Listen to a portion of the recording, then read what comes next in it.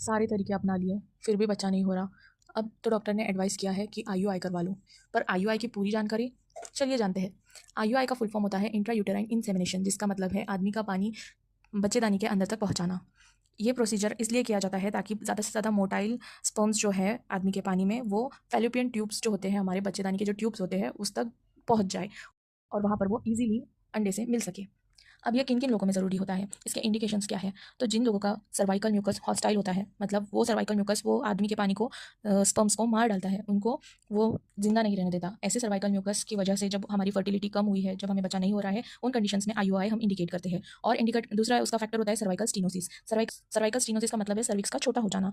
उसका तीसरा फैक्टर है ओलिगोस्पर्मिया या अस्टेनोस्पर्मिया। ओलिगोस्पर्मिया मतलब स्पर्म काउंट कम है या फिर स्पर्म में मोटिलिटी कम है। चौथा फैक्टर है इम्यून फैक्टर, या तो मेल में कोई इम्यून फैक्टर है या फीमेल में कोई इम्यून फैक्टर है, जिसकी वजह से वो एक दूसरे के लिए हाइपर सेंसिटिव हो चुके हैं और स्पर्म वजाइनल म्यूकस स्पर्म को किल कर दे रहा है।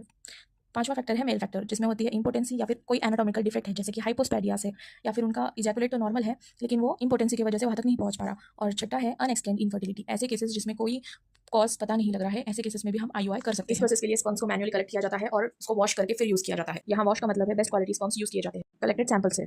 अब आईयूआई का जो टाइमिंग होता है ये डिपेंड करता है आपके मेंस्ट्रुअल साइकिल पे।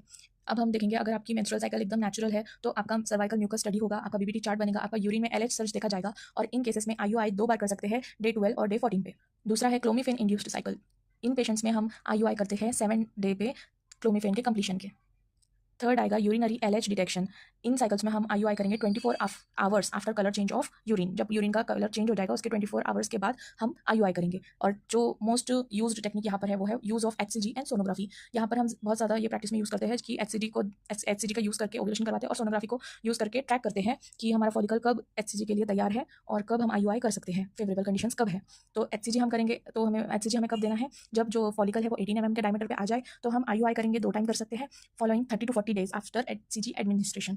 जब हमारा फॉलिकल 18 mm पे पहुंच जाएगा तब हम उसके बाद एचसीजी उनको एडमिनिस्टर करेंगे और एचसीजी एडमिनिस्टर करने के बाद 34 से 40 आवर्स के बीच में हम उनका आईयूआई का प्रोसीजर करवा लेंगे।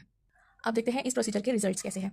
वैसे तो ज़्यादातर कंसेप्शंस 12 इंसेमिनेशन साइकिल्स के बाद जो कंसेप्शन रेट है वो है 75 to 80%। और बेस्ट रिजल्ट्स तब मिलते हैं जब सर्वाइकल फैक्टर और पेशेंट में सर्वाइकल फैक्टर हो और अनएक्सप्लेन्ड इनफर्टिलिटी हो। और इन पेशेंट्स में हम जो स्टिमुलेटेड साइकिल है, जैसे कि क्लोमिफेन इंड्यूस्ड साइकिल वगैरह, जब हम इन पेशेंट्स में आईयूआई का यूज़ करते हैं, यहाँ पर हमें सबसे ज़्यादा रिजल्ट मिलता है। और आईयूआई अगर हम सुपर ओव्यूलेशन, मतलब ओव्यूलेशन जब हम एचसीजी से करवा रहे हैं या फिर एचएमजी से करवा रहे हैं या एफएसएच से करवा रहे हैं, तो यहाँ पर भी हमें ज़्यादा से ज़्यादा रिजल्ट मिलेगा।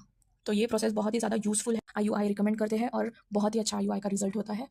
और ये एक इन पेशेंट प्रोसीजर है और बहुत ही कम टाइम इसको लगता है।